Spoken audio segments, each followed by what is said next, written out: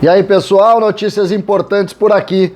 Uma distância financeira que preocupa muito o torcedor do Grêmio. É preciso falar também das especulações do mercado e os negócios no Grêmio que estão emperrados. Algumas saídas você vai entender. E a busca desesperada por uma posição que o mercado apresenta poucos nomes. César Cidade Dias falando de Grêmio aqui no YouTube, papo de gremista para gremista. Vou começar esse conteúdo com uma notícia que vem do Rio de Janeiro. O Flamengo acertou um patrocínio com uma empresa de jogos esportivos. O patrocínio do Flamengo gira em torno de 24 milhões por ano no omoplata. 24 milhões por ano no omoplata. Por que eu trago essa notícia aqui como algo preocupante para o torcedor do Grêmio? Porque neste momento de distanciamento das principais forças do futebol brasileiro, e a gente coloca o Atlético Mineiro, coloca o Flamengo e coloca o Palmeiras, a gente começa e é preciso ver algumas propriedades do marketing para a gente poder compreender o tamanho disso, o tamanho do que representa isso. E eu vou começar falando disso porque o Grêmio no omoplata vende a sua camisa em um contrato que gira em torno de 1,5 milhão. Ou seja, 24 por ano com relação a 1,5 milhão é uma distância absurda. O Grêmio não está conseguindo fazer 10% do que faz o Flamengo no omoplata. 24 milhões por ano é mais do que o patrocínio master do Grêmio. E eu não estou falando do Grêmio na segunda divisão, eu estou falando do Grêmio na primeira divisão.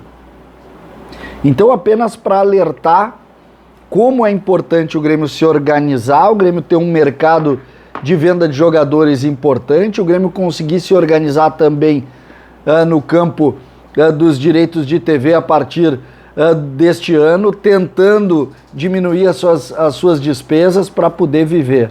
Esse modelo aqui está distanciando muito os principais clubes do Brasil, do eixo Rio-São Paulo e também de Minas Gerais, e nós estamos ficando para trás. E isso a gente precisa alertar. Apenas como referência, eu passei para vocês dois números. O nosso omoplata entre 1,5 milhão e 2 milhões e a nosso Master, que é o Banrisul, abaixo do que o Flamengo está vendendo para o ombro dele. É complicado. Para quem gosta um pouco de entendimento da administração do futebol, preparem-se, teremos anos bem difíceis. Vamos às especulações do mercado e eu falei de negócios emperrados. E basicamente é isso mesmo. Uma curiosidade, o Rafinha, lateral direito, está indo para o São Paulo. Deve ser o jogador do São Paulo na próxima temporada. Ou seja, cai com o Grêmio aqui e se emprega em times de Série A. O futebol ele é irônico, ele posiciona isso. Vocês podem apostar que a grande maioria desses jogadores que deixarem o Grêmio vão jogar a Série A no ano que vem. Mesmo que eles tenham participado desse vexame do Grêmio no ano de 2021. É um mercado, é assim que ele se posiciona e eu trago apenas como curiosidade. Os jogadores que o Grêmio quer colocar no mercado, e por último eu vou falar o nome do Borja, mas antes eu quero falar sobre Alisson, sobre Paulo Miranda, sobre Everton, sobre Jean-Pierre, jogadores sob contrato que encerram alguns no final do ano que vem, o Jean-Pierre, por exemplo, no final de 23.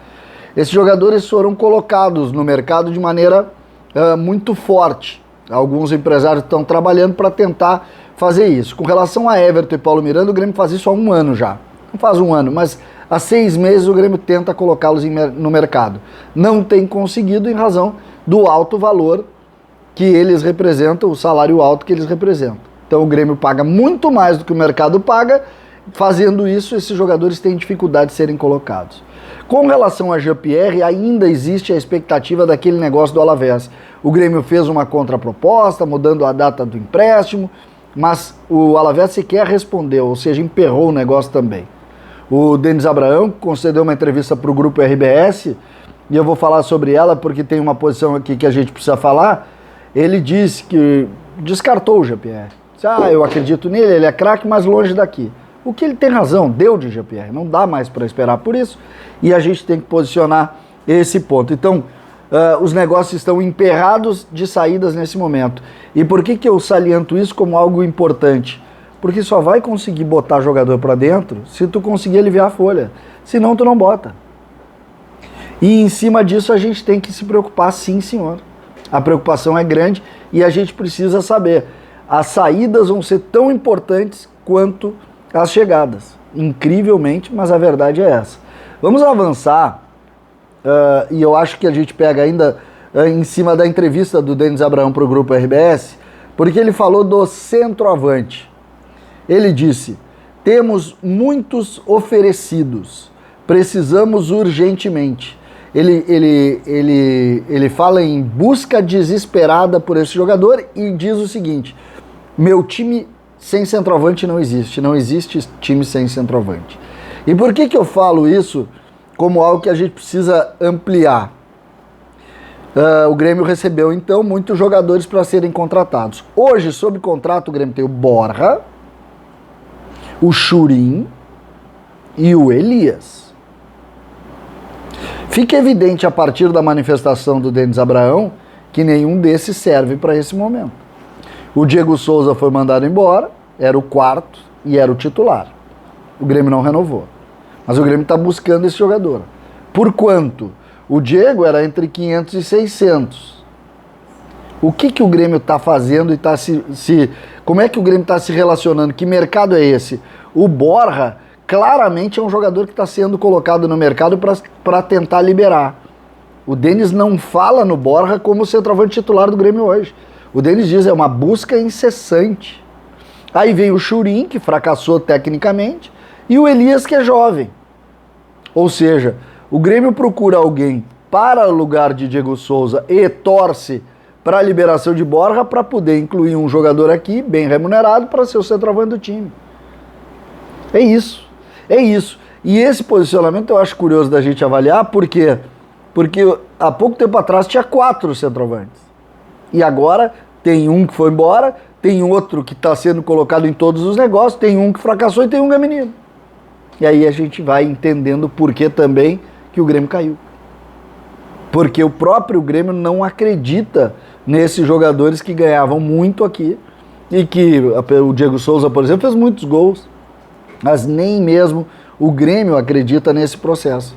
Então essa relação aqui é uma relação que a gente tem que ficar muito atento, porque pelo que a gente está vendo, são muitos jogadores que estão sendo oferecidos, que estão chegando para a mesa do Denis Abraão, e ele está avaliando o mercado para saber, e agora, quem eu vou contratar? Fica evidente que o que tem aqui não serve para o Grêmio, e o Grêmio está no mercado para tentar trazer o centroavante para a Série B. Fica evidente, fica claro a partir da própria palavra de Denis Abraão. César Cidade Dias falando de Grêmio aqui no YouTube.